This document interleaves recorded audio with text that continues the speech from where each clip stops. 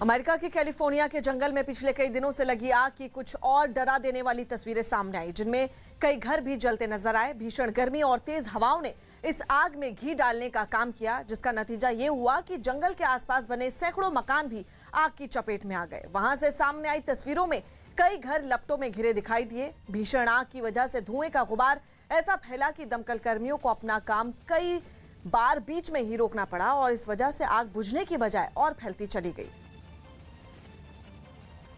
जिसका नतीजा ये हुआ कि जंगल के आसपास बने सैकड़ों मकान भी आग की चपेट में आ गए। वहां से सामने आई तस्वीरों में कई घर लपटों में घिरे दिखाई दिए। भीषण आग की वजह से धुएं का गुबार ऐसा फैला कि दमकल कर्मियों को अपना काम कई बार बीच में ही रोकना पड़ा। इस वजह से आग बुझने की बजाय और फैलती चली गई। दिन रात दहक रहे जंगल ने अब तक हजारों लोगों को बेघर कर दिया। हालांकि आग बुझाने की कोशिश लगातार जारी है। खबर है कि हजारों दमकल कर्मी इस अभियान में जुटे हैं।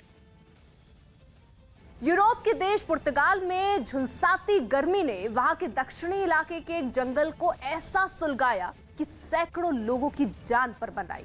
एक दिन पहले सुबह सुबह लगी इस आग पर वैसे तो काबू पा लिया गया था, लेकिन 40 डिग्री सेल्सियस तक पहुंच चुके तापमान और तेज हवाओं की वजह से आग फिर भड़क गई और ऐसी भड़की कि तस्वीरें देखकर कलेजा मुंह को आ गया।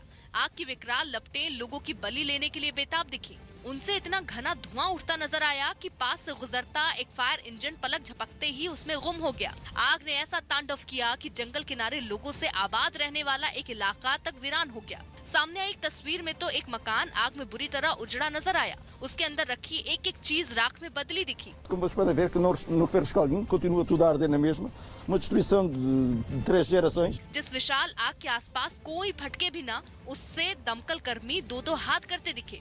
आसमान में हवाई जहाजों ने भी मोर्चा संभाला।